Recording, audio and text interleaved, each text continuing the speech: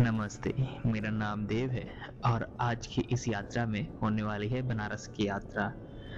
बनारस के विषय में चंद्रशेखर गोस्वामी जी ने एक बहुत खूबसूरत कविता कही है, जिसे पढ़कर हम इस वीडियो का आरंभ करेंगे। वो कविता ऐसी है, जिसने भी छुआ वो स्वर्ण हुआ, सब कहे मुझे मैं पारस हूँ। मेरा जन्म महाशमशान मगर मैं जिंदा शहर बनारस हूँ। साक्षी संतों की परंपरा विश्राम जो मुझ में लेते हैं, अवघड़ दानी की तपोभूमि शिव मोक्ष मुझी में देते हैं। उपदेश हूँ कीना राम का, मैं तुलसी की मानस का रस हूँ। मेरा जन्म महाशमशान मगर मैं जिंदा शहर बनारस हूँ। उत्तर वाहिनी गंग यहाँ, हर दिन एक नई उमंग यहाँ।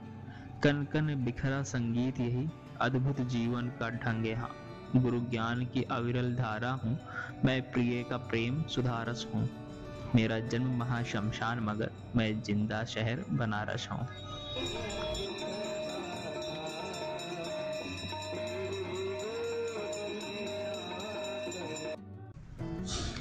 यह जगह केवल एक शहर ही नहीं, बल्कि एक ऐसा स्थान है जहाँ संस्कृति, परंपरा और आध्यात्म का संगम होता है। कहा जाता है कि काशी को भगवान शिव ने स्वयं स्थापित किया था। यह दुनिया के सबसे पुराने जीवित शहरों में से एक है। यहाँ गंगा नदी के किनारे स्थित घाटों पर आने वाले हर इंसान को एक अद्भुत शांति का अनुभव होता है। काशी के घाटों की कहानी भी बड़ी अद्भुत है। दशाश्वमेध घाट, मणिकर्णिका घाट और 80 घाट जैसे स्थानों पर आपको सुबह से लेकर रात तक एक अलग ही ऊर्जा महसूस होगी। यहाँ हर शाम होने वाली गंगा आरती को देखने के लिए देश विदेश से लोग आते हैं। काशी की गलियों में एक अलग ही जादू है। ये तंग गलियाँ आपको अतीत से जोड़े देती हैं। यहाँ के पान की दुकानें, बनारसी साड़ी की बाजार, ठेले पर बिकते कचौड़ी, जलेबी, सब कुछ आपको एक पुरानी लेकिन अपनी कहानी सुनाते हैं। भगवान शिव को समर्पित काशी विश्वनाथ मंदिर इस शहर की आत्मा है। यहाँ आकर हर भक्त को ऐसा लगता है जैसे उसकी सारी मनोकामनाएं पूरी हो गईं। मंदिर के गर्भगृह में शिवलिंग का दर्शन करना एक दिव्य अनुभव होता है। यह घाट जीवन और मृत्यु का संगम माना जाता है। कहा जाता है कि यहाँ जो भी अंतिम संस्कार होता है वह व्यक्ति सीधे मोक्ष को प्राप्त करता है। इस घाट पर बैठकर जीवन की क्षणभंगुरता का एहसास होता है, जिसे हम मणिकर्णिका घाट कहते हैं। काशी की यात्रा केवल एक धार्मिक यात्रा नहीं है, बल्कि यह आत्मा को जागृत करने का अनुभव है। यहाँ की सुबह का सूर्योदय, गंगा के शांत बहाव में डूबकर बैठना और संतों की बातों को सुनना, यह सब मन को एक गहरी शांति देती है। तो दोस्तों, काशी सिर्फ एक स्थान नहीं, यह एक भावना है। अगर आपको कभी मौका मिले तो इस पवित्र नगरी की यात्रा जरूर करें और इस अद्भुत आध्यात्मिक अनुभव का हिस्सा बने। नमस्ते, मेरा नाम देव है और आप सभी का मेरे YouTube चैनल देव जर्नीज पर स्वागत है। अभी हम हैं बनारस में, और बनारस में कुल कितने घाट हैं पता है आपको? 85 घाट हैं। पहले ये 80 घाट हुआ करते थे, लेकिन समय के साथ ही फिर 84 घाट हुए, और 84 के घाट के बाद एक नया घाट बना होगा जिसे नरेंद्र मोदी जी ने बनवाया, उसको लेके ये 85 घाट हो गए, जिसका आखिरी घाट का नाम है नमो घाट। और इस घाट की शुरुआत होती है रविदास घाट से। तो रविदास घाट से लेकर नमो घाट के बीच में बहुत सुंदर सुंदर घाटें हैं, लेकिन इन 85 घाटों में सारे घाटों को तो कवर नहीं कर सकते, और हर घाट का इतिहास अलग अलग है, लेकिन इसमें कुछ प्रमुख घाट हैं, उन घाटों को हम देखेंगे। और ये घाट हैं 80 घाट, और मणिकर्णिका घाट, राजा हरिश्चंद्र घाट, आदिकेशव घाट, और एक दो घाट ऐसे हैं जो इम्पोर्टेंट घाट हैं। उन घाटों को हम देखेंगे और उनके बारे में जानें, उनके इतिहास के बारे में जानेंगे। लेकिन आप जाहिर सी बात है बनारस के बारे में सुनेंगे तो 80 घाट के बारे में ज़रूर सुने होंगे। तो 80 घाट एक्चुअली ये विकृति है, एक मतलब गलत नाम है। 80 घाट का नाम 80 घाट नहीं था, ये 80 घाट था जो इतिहास से जुड़ा हुआ है, वो 80 घाट के नाम से जुड़ा हुआ है। 80 का अर्थ अगर संस्कृत में आपको पता होगा तो 80 घाट, 80 का अर्थ होता है तलवार। तलवार किसका था? वो दुर्गा मैया का था तलवार, जो यहाँ पे आके गिरा। जब शुंभ निशुंभ का वध किए थे दुर्गा मैया, तो उनका तलवार आके यहाँ पे गिरा, तलवार यानी असी उनका। तो वहाँ से एक नदी उत्पन्न हुई जिसका नाम असी रखा गया, क्योंकि वो माँ मैया के तलवार से नदी उत्पन्न हुआ था। उसका फिर यहीं पे असी घाट पे ही, जिसे अभी हम अस्सी घाट के नाम से जानते हैं, तो यहीं पे असी और गंगा मैया का संगम था। तो जो समय के साथ असी नदी जो है वो विलुप्त हो चुका है और अभी गंगा मैया ही बची हुई। तो गंगा मैया के किनारे पे स्थित बनारस धाम का दर्शन हम करने वाले हैं और इसकी शुरुआत हम करते हैं अस्सी यानी असी घाट से। और कल है देव दिवाली, इसलिए पूरा घाट, हर घाट बहुत सुंदर सजा हुआ है और थोड़ा क्राउड भी मिलेगा अभी। ये देख रहे हैं, ये पूरा असी घाट है और यहाँ का जो सुबह का आरती होता है बहुत सुंदर होता है। एक्चुअली यहाँ पे दो आरती बहुत इंपॉर्टेंट है, एक असी का मॉर्निंग में, अस्सी घाट पे जो मॉर्निंग में आरती होता है वो, और दशाश्वमेध घाट पे शाम की आरती होती है गंगा मैया की, वो बहुत सुंदर आरती होती है।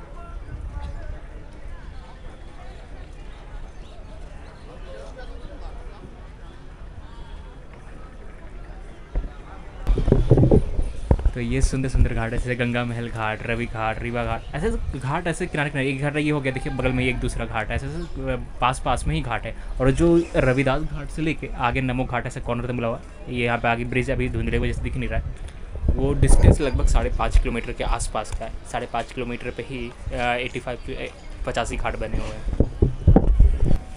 ये तुलसी घाट है, तुलसी घाट के जिस बगल में ही एक ऊपर जाके अखाड़ा है जो बहुत पुराना अखाड़ा है। तो हम सोच रहे चलिए पहले अखाड़ा भी देखते हैं एक बार, और अखाड़ा देख के फिर आगे की ओर बढ़ते हैं।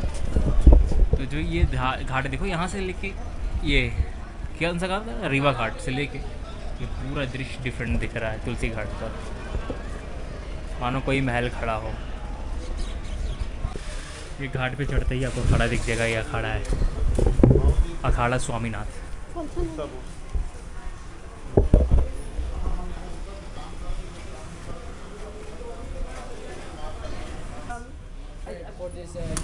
For this fight and this game.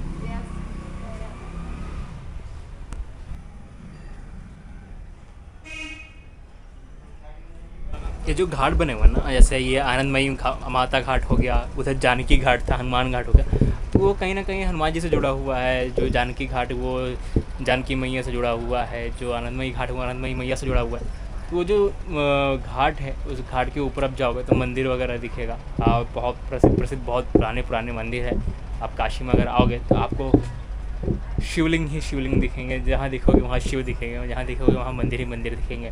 तो काशी एक ऐसा स्थान है, कहा जाता है यहाँ पे कभी आरती रुकता ही नहीं है, कभी ना कभी कहीं ना कहीं किसी न किसी मंदिर में आरती होता रहता है। और इसलिए चाहे वो रात हो या सुबह हो, उससे फ़र्क नहीं पड़ता।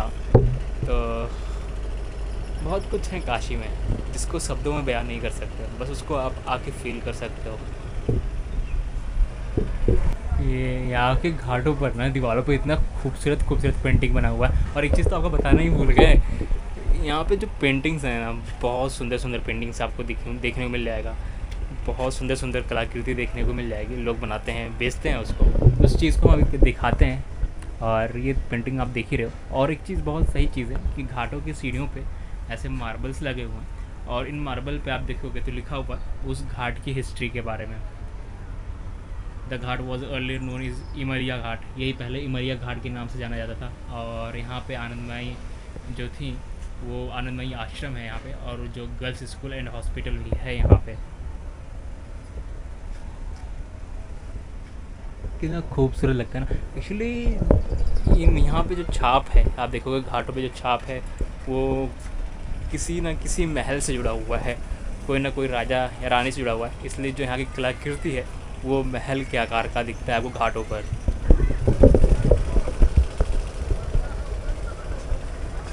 अब वो मंदिर देखना है उतना ऊपर जाके चढ़ना है, फिर वापस नीचे आना, इतनी सीढ़ियाँ।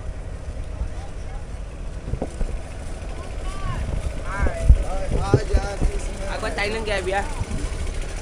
थाईलैंड कैमरा कितना को है? बस है कितना? देव जर्नीस कैमरा कितना का? हाँ, कैमरा क्या नाम है कैमरा भैया? फ्री है। जब बारिश होता है ना काशी में, तो मैया का जो पानी है पूरा ऊपर तक आ जाता है, ऊपर तक, और पूरा मिट्टी भरा रहता है। तो देव दिवाली आते पूरा मिट्टी ऐसे काटते हैं पानी से, पाइप का पानी लेके मैया का पानी से प्रेशर मार पूरा मिट्टी ऐसा पूरा बालू भरा था, यहाँ तक बालू था। पूरा काट काट के पूरा साफ किया है नीचे गया था। उस तरफ देखेंगे तो पूरा रेत ही रेत है, पूरा उस तरफ प्लेन ज़मीन है पूरा, वो भी पूरा भरा रहता है, पूरा खाली मैदान भरा रहता है। ये पानी पूरा ऊपर तक भर जाता है। कितना बारिश का पानी यहाँ पे आता है।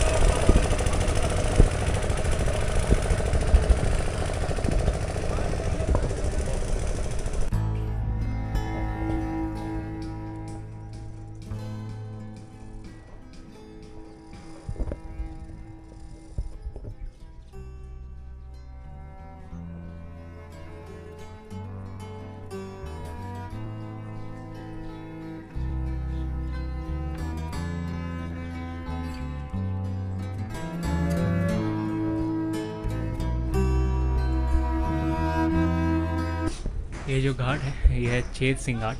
और ये जो लाइटिंग्स वगैरह देख रहे हैं आप, ये लाइटिंग्स वगैरह तैयारी चल रही है यहाँ पे देव दिवाली की।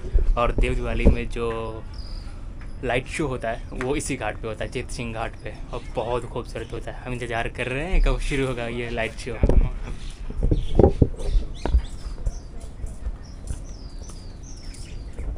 कितने सारे लाइट्स लगते हैं और बहुत सारे जो चेत सिंह अंदर फोर्ट है, अब फोर्ट के अंदर जाना मना है, अंदर नहीं जा सकते। बहुत सारी मूवीज़ की शूटिंग्स भी इसी के अंदर हुआ है। बनारस में कोई मूवी शूट होता है इसके अंदर बहुत सारे मूवी शूट हुए हैं। ये मतलब होटल भी नहीं अंदर, रेंट पे जो यहाँ के राजा हैं उनसे रेंट पे लेते हैं और रेंट पे लेके वो मूवी वगैरह शूट करते हैं।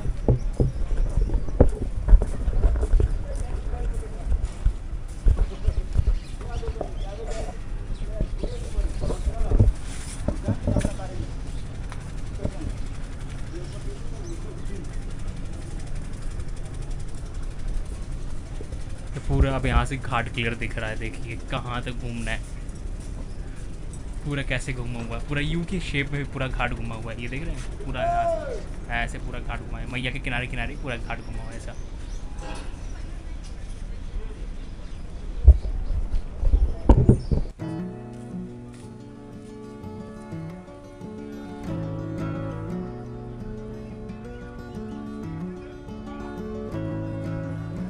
तो ये हनुमान घाट, पहले रामेश्वर घाट के नाम से जाना जाता था।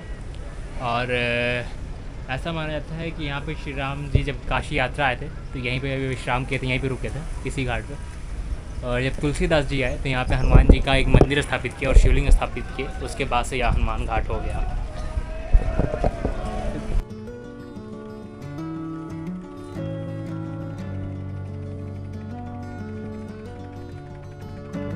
इस मंदिर का नाम है गौरी केदार ये विजयनगर घाट और केदार घाट का मंदिर एक ही है। वहाँ से जाओगे तो उधर से भी एंट्री मिल जाएगा केदारनाथ घाट पे। और बहुत सुंदर मंदिर है। जो शिवलिंग है वो जैसे केदारनाथ में शिवलिंग वैसे यहाँ पे भी शिवलिंग है, इसलिए यहाँ पे केदार घाट नाम दिया गया, केदारनाथ मंदिर का नाम दिया गया है। और बहुत सुंदर दर्शन हुआ और बहुत सुंदर भी मंदिर है। अंदर इतने पुराने मूर्तियाँ ना, बहुत पुराने मूर्तियाँ देख के लगता है विष्णु जी के, शिव जी के, गणेश जी के। बहुत सुंदर मंदिर है ये। अगर आप आते हो तो ज़रूर यहाँ पे दर्शन करना, आनंद आएगा।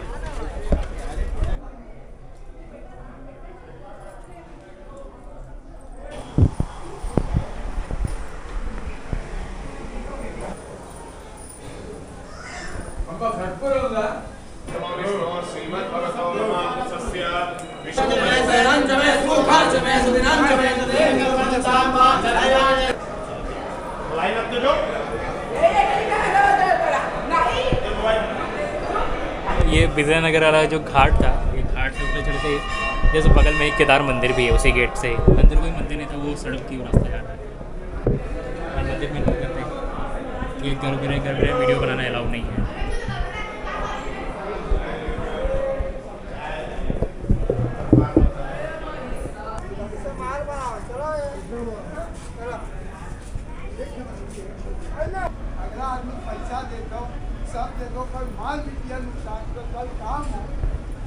तो अभी हम हैं दो प्रमुख मोक्ष घाटों में से एक घाट हरिश्चंद्र घाट पे। ये पीछे देख रहे हैं आप, जो ब्लू कलर का ये पूरा लगा हुआ है, यहाँ पहले बिल्डिंग हुआ करता था। और यहाँ पे अघोरी लोग रहा करते थे और अघोरी लोग सिद्धि की प्राप्ति यहाँ से किया करते थे।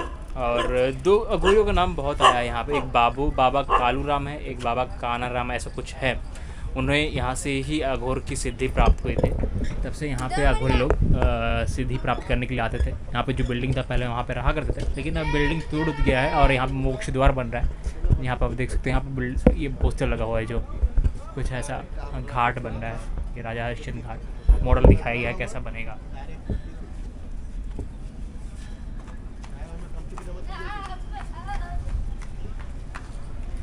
तो ये राजा हरिश्चंद्र घाट मोक्ष घाट है। ऊपर शिव जी का शिवलिंग है, तो शिवलिंग के दर्शन करते हैं। और जो मोक्ष घाट है उस तरफ है, वहाँ पे भी देखते हैं।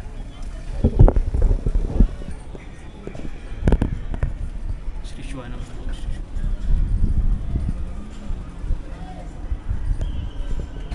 यहाँ पे हरिश्चंद्र घाट के बारे में उल्लेख है कि काशी के 2 प्रमुख शमशान घाटों में हरिश्चंद्र घाट का महत्वपूर्ण स्थान है।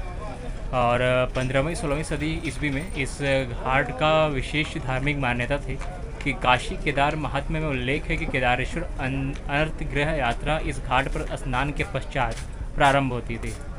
वर्तमान में शिवदाह के अतिरिक्त अन्य कोई कार्य संपन्न नहीं होता है। नामकरण के संदर्भ में पारंपरिक मान्यता है कि अयोध्या के राजा और सत्य के प्रतीक हरिश्चंद्र, राजा हरिश्चंद्र सत्य की रक्षा के लिए काशी के इसी शमशान पर बिके थे। इस मान्यता के कारण इस घाट का नाम हरिश्चंद्र पड़ा। तो राजा हरिश्चंद्र से ये कहानी जुड़ा हुआ है और प्रमुख शमशान घाटों में से एक है। और कहा जाता है कि केदारेश्वर घाट पर, मतलब इस घाट पर, हरिश्चंद्र घाट पर ना स्नान करने के बाद ही हमें जाना चाहिए दर्शन करने।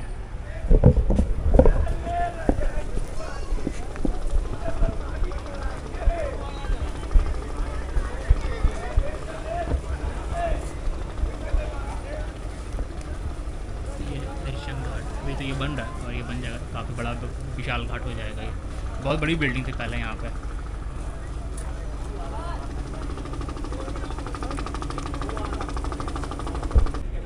हाँ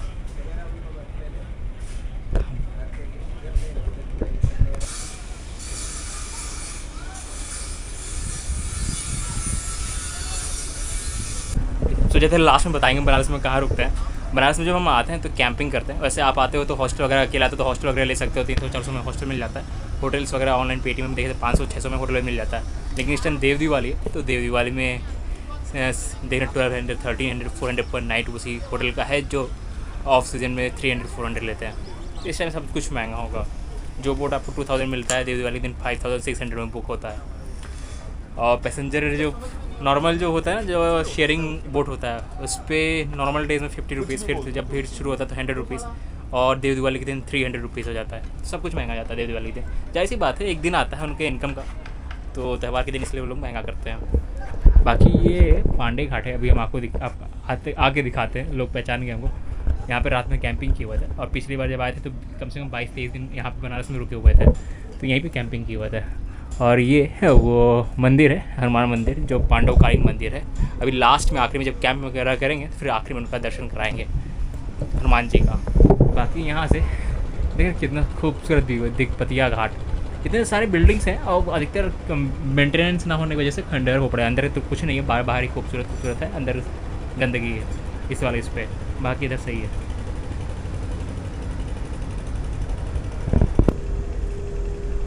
ये देव दिवाली की वजह से यहाँ पे लाइटिंग्स वगैरह किए गए, और ये रात में जब जलते हैं ना तो इतने ज़्यादा खूबसूरत लगते हैं, बहुत खूबसूरत लगता है।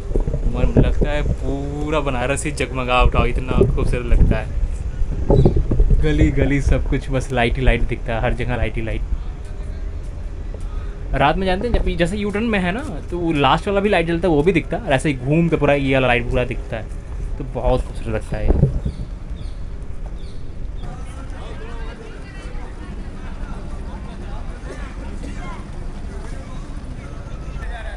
हाँ, यहाँ के बनारस के सबसे फेमस घाटों में, सबसे माने जाने घाटों में से एक दशाश्वमेध घाट पर अभी हम, और दशाश्वमेध घाट ये घाट है और यहाँ पर दशाश्वमेध मंदिर है। तो चलिए दशाश्वमेध मंदिर के बारे में जानते हैं और इस घाट के बारे में जानते हैं। और इस घाट पर आप भीड़ देख ही सकते हो किस तरीके से है। ये यहाँ पे शाम के टाइम आरती होता है और उधर भी आरती होता है। तो जो मेन आरती होता है इस घाट के उस साइड में होता है, लेकिन देव दिवाली की वजह से इस घाट पे भी बहुत ज़्यादा क्राउड हो रहा है अभी। ये पूरा सुंदर, बहुत सुंदर। तो मंदिर इधर है, शीतला माई मंदिर और दशाश्वमेध महादेव मंदिर। ये श्री बड़ी शीतला माता माई धाम, इधर से ये गेट पड़ रहा है और उस तरफ से देखिएगा तो उधर से दशाश्वमेध मंदिर दिखा होगा महादेव का। तो इधर से इंटर करते हैं, पहले माई के दर्शन करते हैं, उसके बाद महादेव के।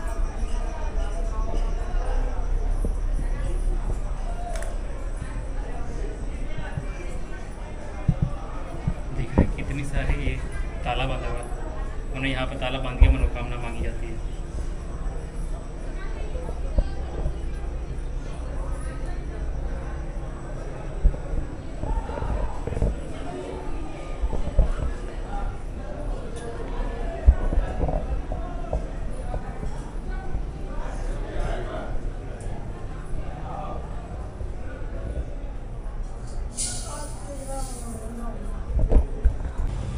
श्री दशाश्वमेधेश्वर महादेव। एक्चुअली सबसे बड़ी प्रॉब्लम अभी क्या आ रही है ना, एक ट्रैवलर की क्लॉक रूम बहुत जरूरी है, सामान वामान रख के चले।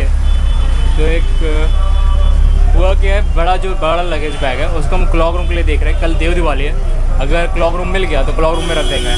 और यहाँ पे क्लॉक रूम कैसा है, बस ऐसा क्लॉक रूम है जिसमें हम फ़ोन वगैरह ही बस रख सकते हैं, फ़ोन वगैरह वॉलेट वगैरह, छोटा छोटा क्लॉक रूम। बड़ा क्लॉक रूम मिल ही नहीं रहा। और गवर्नमेंट भी इस पर गवर्नमेंट को कुछ करना चाहिए। गवर्नमेंट वाला है, गवर्नमेंट में जाके देखते हैं मिलता है नहीं मिलता है। बाकी क्राउड देख रहे हो कितना खतरनाक क्राउड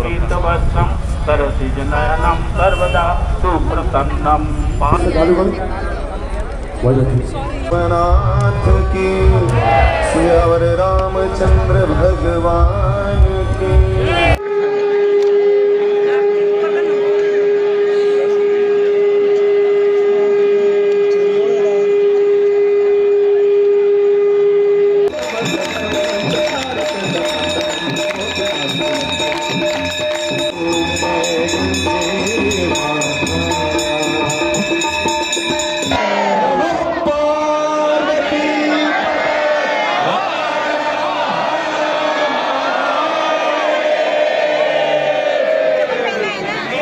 कला की नगरी हो, मोक्ष की नगरी हो, शांति की नगरी हो, योग की नगरी हो या फिर ज्ञान की नगरी हो, इन सभी नगरी में से एक नगरी काशी में आज मेरा है दूसरा दिन। तो ये महादेव की नगरी में दूसरे दिन की आरंभ करने से पहले एक बार करते हैं ओम नमः पार्वती पतये हर हर महादेव। तो चलिए आज की यात्रा का आरंभ करते हैं।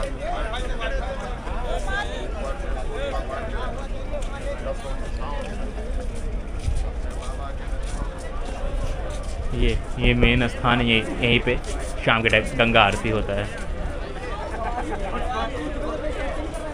और यहाँ पे दशाश्वमेध घाट पर पिंडदान का बहुत महात्म है, इसलिए यहाँ पे पिंडदान भी लोग करने आते हैं।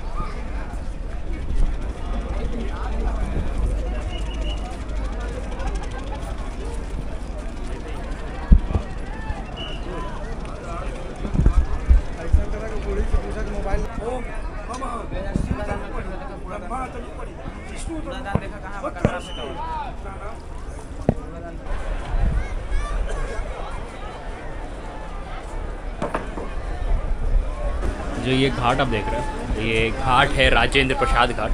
और राजेंद्र प्रसाद घाट पे एक म्यूज़ियम है, संग्रहालय। उस संग्रहालय को हम लोग देखते हैं और देखते हैं यहाँ पे शायद मेरे ख्याल से बनारस के इतिहास के बारे में बताया गया होगा। आभासी अनुभूति संग्रहालय, virtual experimental museum. Ticket counter है, फॉरनर्स के लिए 300 है, लेकिन इंडियंस के लिए सिर्फ 25 रुपीज़ है। 2 टिकट लेते हैं क्योंकि हम भी हैं और मेरे साथ राघवेंद्र भाई भी हैं। तो राघवेंद्र भाई हम पहले मिले थे नर्मदा परिक्रमा में, फिर बनारस में मिले, तो फिर टिकट लेते हैं और फिर चलते देखते हैं।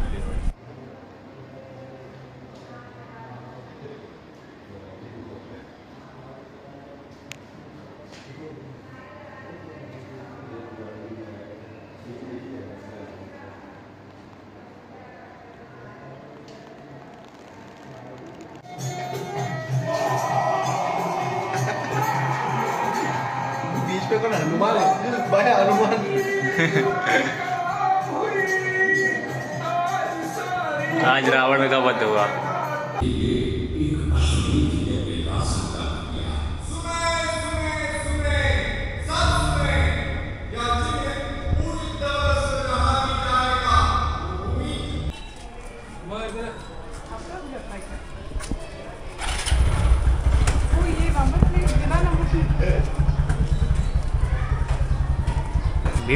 म्यूज़ियम बहुत अच्छा था। 25 रुपीज़ में बहुत सस्ता था 25 रुपीज़। इसमें हम बनारस के इतिहास के बारे में जाने, प्रोजेक्टर पे दिखाएं पूरा हिस्ट्री के बारे में, बनारस के बारे में। उसके बाद लाइट शो हुआ और कुछ फिजिक्स, और लाइट शो में भी मतलब वो गंगा मैया कैसे पृथ्वी पे आई इसके बारे में पूरा डिटेल्स में दिखाया। उसके बाद हम देखे, उसके बाद बहुत कुछ देखे, मतलब पूरा बहुत सुंदर था। 25 रुपीज़ में लगभग हम वहाँ पर 1 से 1.5 घंटे तक। तो चलिए अभी चलते हैं अन्नपूर्णा, क्योंकि भूख लगा है, खाना खाना है।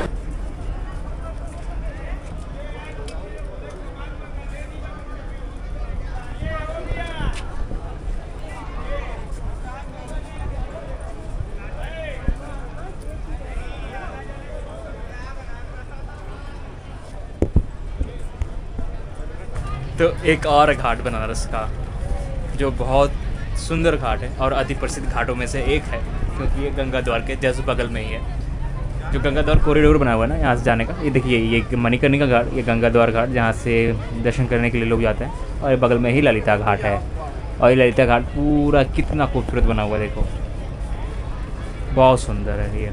और ऊपर है नेपाली मंदिर। तो नेपाली मंदिर बनारस में कैसे, तो 1800 से 1804 के बीच में इस मंदिर का निर्माण हुआ। और राणा बहादुर सिंह करके नेपाल के राजा थे, वो यहाँ पे आए थे और 4 सालों तक एक संत के भेष में यहाँ पे रुके थे। तो उसी दौरान यहाँ का निर्माण शुरू हुआ और यहाँ पे नेपाली मंदिर बना और ललिता देवी मंदिर बना। तो ललिता घाट ललिता देवी के नाम पर ही पड़ा। ललिता देवी हमारे 10 जो महाविद्या, उन महाविद्याओं में से जो 10वीं विद्या है वो ललिता देवी हैं। तो इसलिए हिंदू देवियों में ललिता देवी के नाम पे ये ललिता घाट का नाम पड़ा है। अब ये देख बहुत खूबसूरत लगता है रात में जब यहाँ पे लाइट जलता है ना, ये इस कॉरिडोर पे यहाँ पे। और उधर से अभी कुछ मतलब मेंटेनेंस चल रहा है मणिकर्णिका पे, तो अभी इधर से दिख नहीं रहा था, तो चिताएँ यहाँ से जलती हुई दिखते थे। तो इधर लाइट और उधर अंधेरा, और वहाँ की जो बिल्डिंग है, वहाँ की जो मंदिरें हैं वो पूरा लाल लाल कलर की हैं। तो चिताओं की आग से वो पूरे काली, वो एरिया ही पूरा काला काला हो गया धुएं से, वहाँ की इतनी चिताएँ जलती हैं वहाँ पे। तो उसकी वजह से वहाँ का वाइब्रेशंस कुछ अलग था देखने में भी, और वहाँ जाके आप जो फील करते थे वो चीज़ें अलग थी। यहाँ पे जैसे लगता था स्वर्ग है, उधर जैसे लगता था नरक है, लेकिन वो जीवन की वास्तविकता तो उधर है। तो चलिए ललिता घाट पे हम पहले चलते हैं नेपाली मंदिर, और नेपाली मंदिर में देखते हैं क्या है वहाँ पे। वो जो नेपाली मंदिर था ना, उस नेपाली मंदिर में जाने के लिए रास्ता इस गंगा द्वार से है। तो पहले गंगा द्वार से होते हुए चलते हैं नेपाली मंदिर के दर्शन करने, और फिर जो कॉरिडोर है, फिर कॉरिडोर भी पूरा देखेंगे। ये गंगा द्वार का कॉरिडोर बहुत विशाल बना हुआ है। ये धूप कड़ाके की हो रही है। चल कौन सा मंदिर है, नवंबर लास्ट चल रहा है, और धूप बहुत तेज हो रखी है इधर। शाम के टाइम लगभग रात के 10-11 बजे तक थोड़ा ठंडा होता है मौसम, उससे पहले गर्मी रहता है।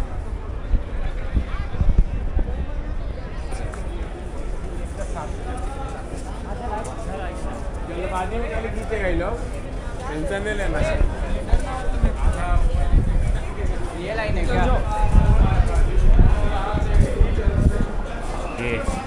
ये गेट से एंट्रेंस हो गया, और सीधा जाएंगे तो बाबा विश्वनाथ जी का मंदिर है। ये जो ऊपर चोटी दिख रहा है ऐसा, यहाँ पे बाबा विश्वनाथ जी का मंदिर है ये कॉरिडोर में, और नेपाली मंदिर इस तरफ है। ये जो लाइन दिख रहा है वैसे पूरा घूम के लगा हुआ है, ये बाबा विश्वनाथ जी के दर्शन के लिए लाइन लगा हुआ है, और हमें उस तरफ जाना है नेपाली मंदिर में इधर।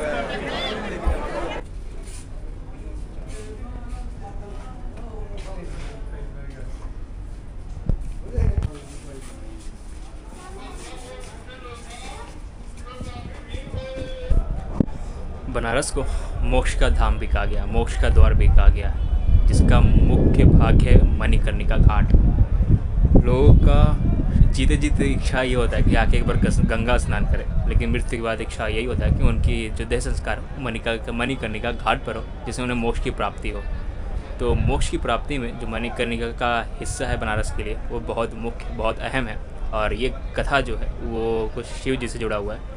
कहा जाता है जब कोई देह संस्कार के लिए यहाँ पे आता है, तो देह संस्कार के समय जो कान में मोक्ष का मंत्र फूका जाता है, वो यहाँ पे स्वयं शिव जी फूकते हैं कानों में, जिससे लोगों को मोक्ष की प्राप्ति होती है। तो इस मोक्ष के धाम में, जिसका मुख्य भूमिका है मणिकर्णिका घाट के बारे में जानेंगे, मणिकर्णिका धाम के बारे में जानते हैं, और इस मोक्ष के द्वार के बारे में जानते हैं कि यहाँ पे कैसे मोक्ष की प्राप्ति होती है और मणिकर्णिका ही इसका नाम क्यों पड़ा। तो आइए इस कथा को शुरू करते हैं।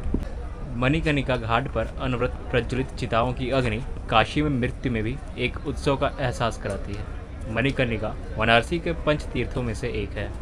इस घाट का संबंध अविनाशी चक्र पुष्करणी कुंड से है, जहाँ शिव की कर्णमणि गिरी थी, जिसके कारण यह मणिकर्णिका घाट कहलाया। सन 1730 के आसपास पेशवा बाजीराव और सदाशिव नाइक ने इस घाट को पक्का बनवाया।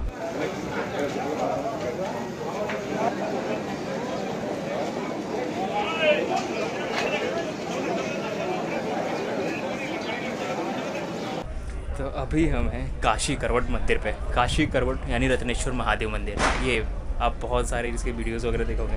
तो काशी करवट मंदिर, जो पिज़्ज़ा टावर के बारे में आप सुने, पिज़्ज़ा टावर लगभग 4 मीटर तक झुका हुआ है। वो इतना फेमस टावर है कि मतलब 4 मीटर तक टावर होने के बाद भी कैसे झुका हुआ, गिरता क्यों नहीं है। तो ऐसे ही ये हमारा मंदिर है रत्नेश्वर महादेव मंदिर।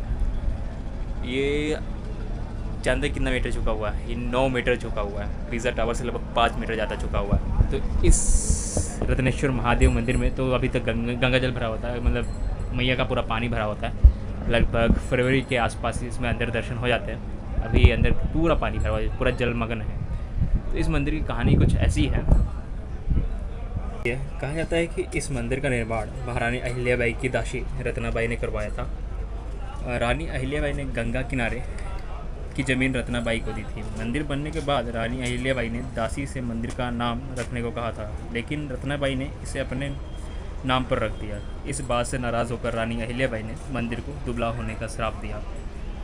और एक कहानी और इसके मुताबिक है कि कुछ लोगों का मानना है कि मंदिर के झुकने की वजह यह है कि राजा मान सिंह के एक सेवक ने अपनी माँ रत्नाबाई के लिए यह मंदिर बनवाया था। जब मंदिर का काम पूरा हुआ तो सेवक ने घोषणा की उसने अपनी माँ का कर्ज चुका दिया। माँ का कर्ज कभी चुकाया नहीं जा सकता, इसलिए मंदिर पीछे की तरफ झुकने लगा। एक और कहानी के मुताबिक कि कई साल पहले घाट ढह गया था, जिससे इस वजह से यह मंदिर झुक गया।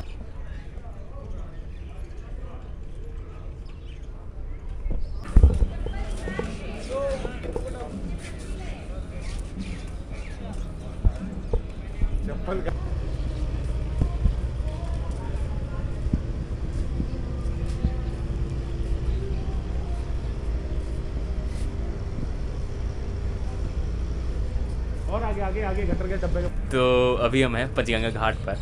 पंचगंगा घाट वही घाट है जहाँ पर कबीरदास जी को गुरु मंत्र की प्राप्ति हुई थी।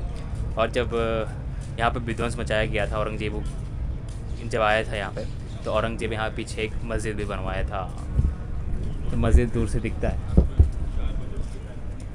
लेकिन यहाँ पे घाटों पे देखिए बांस से कुछ चीज़ें लगी हुई हैं ये, और इस पे ये है क्या, मतलब इस पे दीप लगा हुआ है। भैया ये दीप है क्या है? आकाश दीप बोलते हैं। कौन सी आकाश दीप? कब लगाते हैं? कार्तिक पूर्णिमा के चक्कर लगा 1 महीने पहले। 1 महीने पहले से लगाते हैं।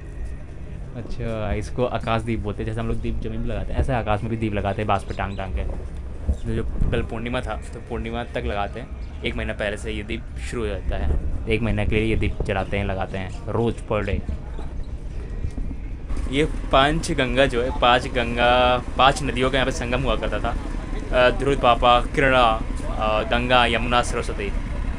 तो ये जो 5 नदियाँ थी अब विलुप्त हो चुकी हैं। ऐसे बहुत सारी बनारस में नदियाँ हैं जो अब विलुप्त हो चुकी हैं, जो अभी जो पिछले इतिहास के बारे में इनके पढ़ेंगे तो वहाँ पे दिखाया गया कि हाँ संगम है, लेकिन अभी ये संगम विलुप्त हो चुका, नाले का रूप ले लिया, ऐसा कहा जाता है।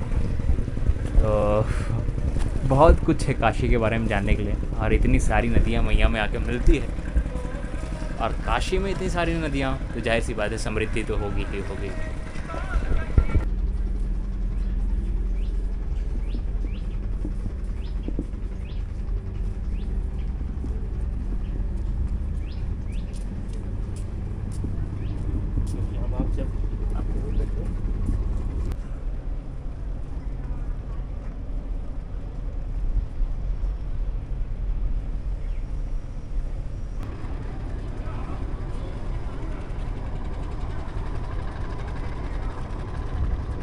दो दिन बीत गया और घाट घूमते घूमते घाट तो ख़त्म ही नहीं हो रहा है। शाम हो गया सुबह से लेके। कल कहाँ से घूमे थे? 80 घाट से लेके दशाश्वमेध घाट पे। दशाश्वमेध घाट से जा रहे हैं हम नमो घाट पे। ये घाट ख़त्म होने नाम नहीं ले रहा, बल्कि ये सिर्फ 80 घाट नहीं है, 84 घाट है। और 84 घाट सिर्फ 6 किलोमीटर का डिस्टेंस से फैला हुआ है। 6 किलोमीटर का डिस्टेंस 2 दिन से कवर नहीं हो रहा है। इतना ज़्यादा खूबसूरत है काशी। मतलब इस खूबसूरती को कहाँ तक दिखाया जाए समझ में नहीं आता है। आपको ऐसा कुछ चीज़ है नहीं काशी में जो आपको पसंद ना आए। सब कुछ सुंदर है, बहुत सुंदर है। तो चीज़ें ये हो सकती हैं कि हम पूरा काशी को एक साथ आपको दिखाएं, या फिर कुछ ऐसी चीज़ें हो सकती हैं जो बस मेन चीज़ ही दिखा पाएँ। लेकिन हम यही कहेंगे, आप काशी एक बार ज़रूर आओ और काशी बिल्कुल अच्छे से घूमो, समय निकाल के आओ। 1-2 दिन नहीं, कम से कम 4 से 5-6 दिन का समय लेकर आओ, तभी काशी की खूबसूरती को आप समझ पाओगे। चलिए, काशी सिर्फ देखने की चीज़ नहीं है, काशी को आप फील भी कर पाओगे। अगर फील करना हो तो समय तो देना पड़ेगा। इसके शोर में भी शांति है, पीछे कितना भी शोर है लेकिन उस शांति का महसूस आप करते हो जब आप गंगा मैया के तट पर ऐसे बैठे होते हो, गंगा मैया को निहारते हुए। लगता है गंगा मैया आपसे खुद बातें कर रही हो, वो आपके साथ अपनी बातों को शेयर कर रही हो, ऐसा लगता है।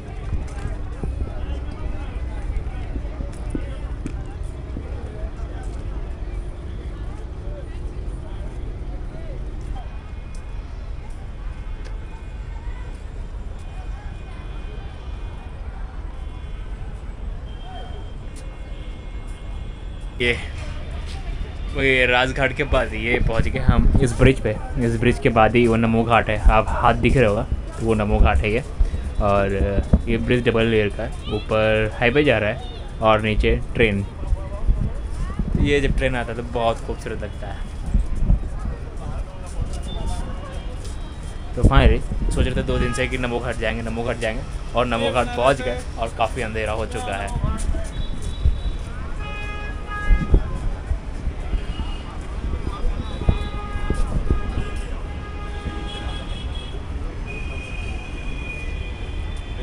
अभी जितना भी पीछे का घाट से देखते हुए हैं, रविदास घाट से लेकर राजा घाट तक, ये सब हिस्टोरिकल प्लेसेस थे यहाँ के। राजाओं की कहानियों से जुड़े हुए थे, किसी कथाओं से जुड़े हुए थे, भाई देवी देवताओं से जुड़े हुए थे। लेकिन इससे ये बिल्कुल डिफरेंट है ये। अब ये नमो घाट एक टूरिस्टिक प्लेस है। यहाँ पे लोग बच्चों को खेलने की चीज़ें, बाकी टूरिस्टिक चीज़ें जो लोगों को अट्रैक्ट करती हैं वो चीज़ें, तो उन चीज़ों को हम देखेंगे।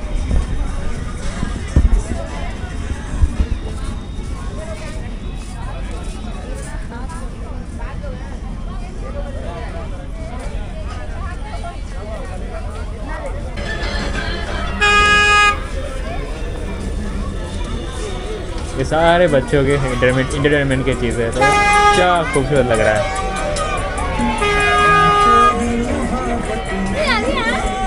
मन कर रहा है हम भी बैठ जाएं, हम भी बच्चे बन जाएं, एंजॉय करेंगे, मस्त मज़ा आएगा।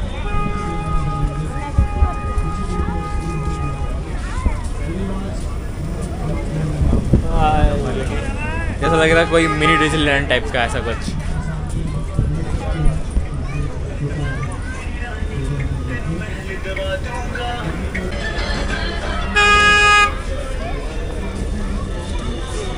ये सारे बच्चों के इंटरटेनमेंट की चीज़ें, तो क्या खूबसूरत लग रहा है। ये बहुत खूबसूरत लगता है। जो पीछे पॉइंट दिख रहा है, ये point one of the famous point कह सकते हैं अभी काशी का बन चुका है। जो आता है यहाँ पे एक बार हाथ ऊंचा करके नमस्ते करके फ़ोटो जरूर क्लिक करवाता है। तो ये है नमो घाट का, ये जो 3 हाथ दिख रहा है। नमो घाट को 2 फेज़ों में बांटा गया। एक फेज़ 1 उधर वाला जो अभी दिखा है, उसके बाद फेज़ 2 आता है। तो फेज़ 2 में कुछ बच्चों के लिए कुछ चीज़ें ऐड की गई, जैसे ये बहुत अच्छा लग रहा है देख के। इधर बच्चों को अंदर किए हैं और बच्चे घूम रहे हैं और सर्कल में, और पानी इसमें इधर उधर घूम रहे हैं। एक्टिविटीज़ बढ़िया बढ़िया हैं यहाँ पे। ये है, उधर है,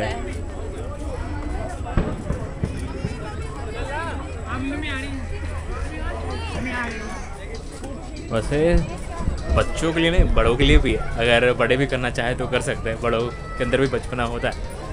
ये चीज़ें एंजॉय करने की कुल मिला के, तो आओ और इसको एंजॉय करो।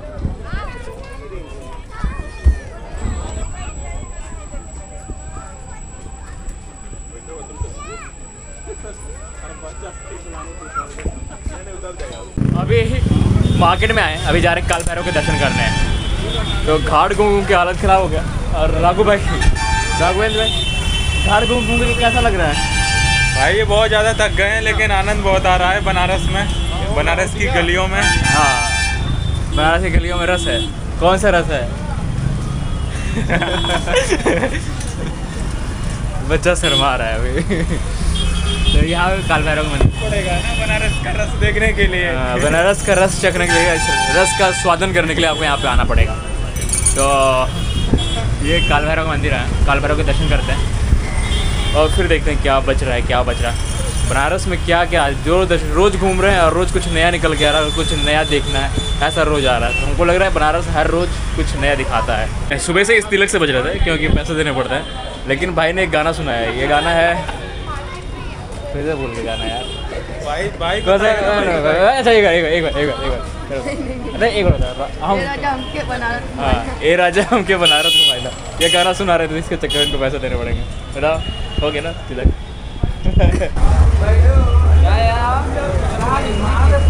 मंदिर कोई भी हो, हर मंदिर में भीड़ है, हर मंदिर में।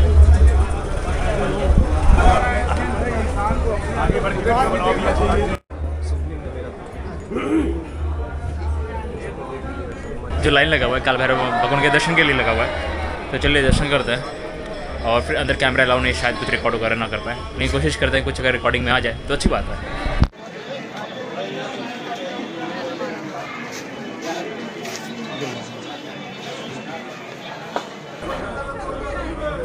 ये अभी दर्शन हो गया काल भैरव जी का, बहुत आराम से दर्शन हुआ, कोई मतलब धक्का मुक्की नहीं हुई। शाम का टाइम था इसलिए भी दर्शन हो गया। और अभी चलते हैं काशी विश्वनाथ की गिर की ओर, देखते हैं अगर ये भी दर्शन। हाँ फाइनली महादेव जी के दर्शन हो गए। सबसे सही टाइम है ना, सुबह से कितना ज़्यादा भीड़ लगा हुआ था, लगभग 4 घंटे 5 घंटे यहाँ पे लाइन लगाना पड़ रहा था, बट अभी आधे घंटे में एकदम बढ़िया 9 बजे लाइन में लगे, 9:30 बजे दर्शन हो गया। और 9:30 बजे आरती शुरू होता है और बढ़िया आरती भी देखे बाबा जी के। तो चलिए महादेव जी के दर्शन हो गए, काशी विश्वनाथ जी के दर्शन हो गए, और अभी बचे हुए सारनाथ दिखना है, सारनाथ बाकी है।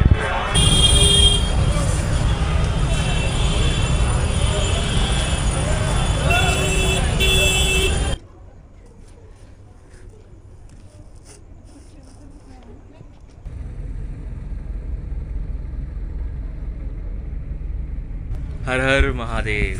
तो आज इस मोक्ष की नगरी में और काशी नगरी में आज मेरा है तीसरा दिन, और जहाँ हम रुकते हैं ये हम बता देते हैं, ये कैंप है। हम लोग कैंपिंग करते हैं किसी भी घाट पे, अधिकतर हम पांडे घाट पे, राज घाट पे, आधा घाट पे, जो भी घाट अच्छा लगता है उस घाट पे कैंपिंग कर लेते थे। और सुबह सुबह का जो दृश्य होता था ना, ऐसा कुछ होता था, सामने ही गंगा मैया, खूबसूरत लगता था। कितना खूबसूरत दृश्य है ना, सुंदर दृश्य। तो गंगा मैया के सामने हम लोग कैंपिंग करते हैं। अभी हम लोग आए हैं शेयरिंग बोर्ड लेने, तो सोचो मैं इससे शेयरिंग बोर्ड लेके जाएंगे, और शेयरिंग बोर्ड हमें घुमाएगा यहाँ से हरिश्चंद, फिर हरिश्चंद से मणिकर्णिका निकल के यहाँ पे ड्रॉप करेगा। तो अभी भरने का इंतजार करेंगे, भरेगा तब जाएंगे। और पर हेड अभी चार्ज चल रहा है 100 रुपीज़। तो हमारी राइड शुरू हो चुकी है। और पीछे एक्चुअली जो सामने से व्यू आता है ना नाव से, वो बहुत खूबसूरत आता है। काशी का डिफरेंट ही व्यू है। वो नाव हमें चेंज करना पड़ा क्योंकि वहाँ में बहुत टाइम लगता है भरने में।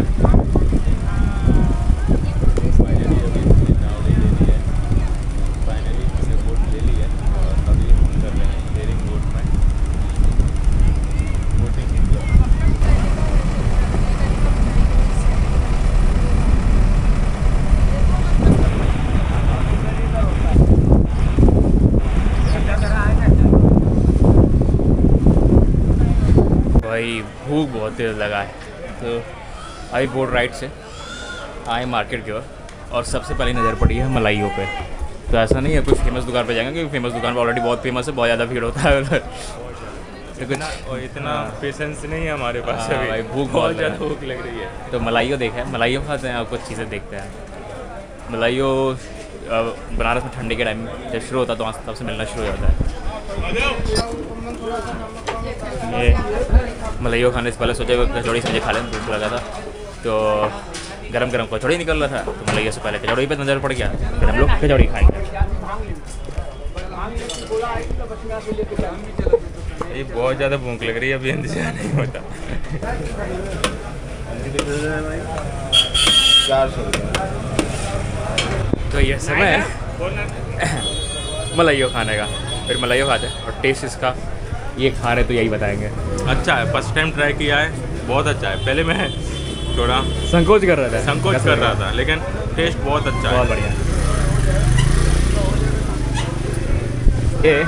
ये खिचड़ी बाबा जी का मंदिर है यहाँ पे, श्री बृहस्पति मंदिर से जस्ट सामने। यहाँ से ज़्यादा 100 मीटर पे ही आपको कौन सा दशाश्वमेध घाट मिल जाएगा। दशाश्वमेध घाट से मेन रोड पे आएंगे जब रेलवे स्टेशन वाले रोड पे, तो ये दिख जाएगा आपको खिचड़ी बाबा का मंदिर। यहाँ से 100 मीटर पे ही दशाश्वमेध घाट है। तो यहाँ पे 9 से 11 बजे तक, 11:30 बजे तक आपको मिलता है खिचड़ी फ्री ऑफ कॉस्ट। उसके बाद ये गेट है, ये वाला गेट विश्वनाथ बाबा जी का मंदिर के जाने के लिए। वहीं पे है अन्नपूर्णा मंदिर। सुबह 11 बजे से लेकर शाम के 4 बजे तक वहाँ पे दोपहर का भोजन मिलता है। फिर शाम के 6 बजे से लेकर रात के 11 बजे तक वहाँ पे खाना मिलता है। तो ये 2 जगह है जहाँ फ्री में खाना मिलता है। बाकी गुरुद्वारा में गए थे तो गुरुद्वारा में कहीं लंगर वगैरह था नहीं। कहीं कहीं ऐसा इक्का दुक्का जगह कभी कभी भंडारा होता हुआ आपको दिख जाएगा। बाकी ये 2 जगह है जो हमेशा चलता रहता है। बाकी 80 घाट पे एक जगह है, लेकिन उसके बारे में कुछ इन्फॉर्मेशन मिला नहीं।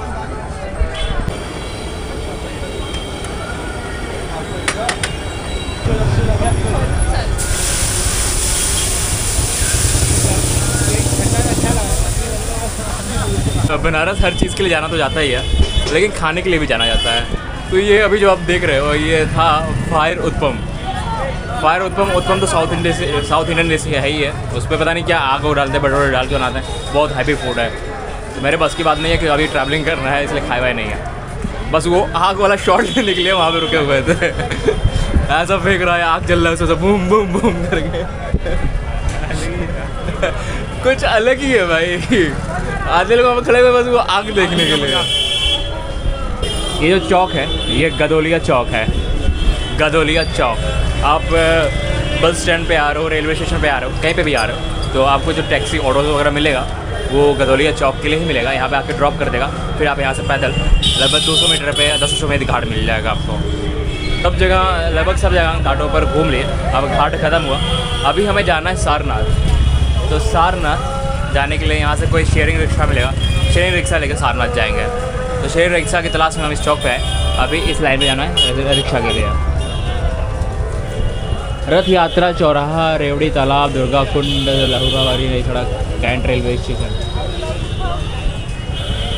अभी हम पहुंच गए हैं सारनाथ, और सारनाथ का यहाँ पे मैप वगैरह शो किया है, क्या क्या यहाँ पे देखने के लिए है। पूरा सिटी मैप है सारनाथ का ही। और मंदिर स्तूपा जो मेन स्तूपा उधर है। और सारनाथ वही स्थान है जब गौतम बुद्ध को ज्ञान प्राप्त हुआ था। जो पहला उपदेश गौतम बुद्ध जी दिए थे वो सारनाथ स्थान ही है। इस स्थान पे गौतम बुद्ध जी अपना पहला उपदेश दिए थे। सारनाथ मंदिर में दर्शन मतलब स्तूपा देखने के लिए और म्यूज़ियम देखने के लिए आपको म्यूज़ियम का 5 रुपीज़ पे करना पड़ता है और स्तूपा का 25 रुपीज़। और टोटल और यहाँ पे स्कैन लगाओ। बाकी वहाँ पे टिकट काउंटर भी है यहाँ पे, तो स्कैन जगह पे लगाओ। स्कैन करने पे मतलब टोटल कॉस्ट पूरा घूमने का 30 रुपीज़ आता है। तो टिकट हो गया, ऑनलाइन कर लिया, अभी चलते हैं अंदर। ये इस गेट से एंटर करते सामने ये पूरा प्लेस है, और शायद सेंटर में ही वो स्तूपा है जहाँ पे ज्ञान दिए थे। सुंदर जगह। ये पूरा गार्डन लगभग 1.5 किलोमीटर के एरिया में फैला हुआ है पूरा। उधर एक मंदिर है, मंदिर की तरफ भी चलेंगे, इस तरफ भी चलेंगे।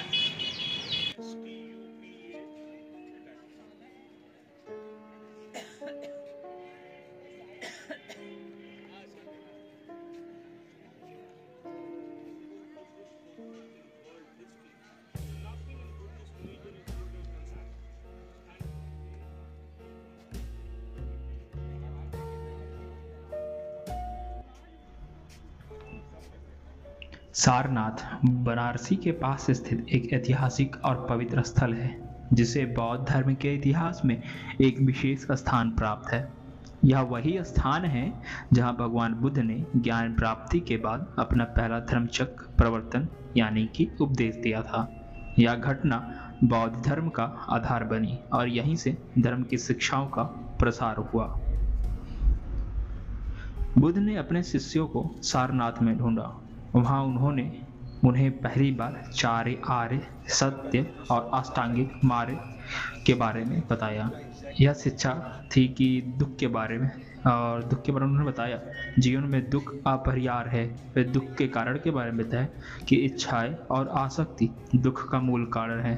फिर दुख का निरोध के बारे में बताया इच्छाओं का त्याग करने से दुख का अंत होता है। दुख से मुक्ति का मार्ग भी बताया यानी कि अष्टांगिक मार्ग का पालन करना। इस उपदेश को धर्मचक्र का प्रवर्तन कहा गया जिसका अर्थ है धर्म के पहियों को घुमाना। आज सारनाथ एक प्रमुख तीर्थ स्थल है। सारनाथ न केवल बौद्ध धर्म के अनुयायियों के लिए बल्कि उन सभी के लिए प्रेरणादायक है जो शांति ज्ञान और करुणा की खोज में हैं। यहाँ की शांति और ऐतिहासिक वातावरण मन को सुकून देते हैं। सारनाथ हमें सिखाता है कि कैसे हम जीवन में संतुलन और मध्यम मार्ग अपनाकर दुखों से मुक्ति पा सकते हैं। सारनाथ की कहानी एक संदेश देती है जो सदियों से लोगों को प्रेरित करता आ रहा है। यह स्थल आज भी मानवता भाईचारे और शांति का प्रतीक है। तो इस बनारस की यात्रा में बस यहीं तक। मिलते हैं आपसे अगली यात्रा। हर हर महादेव।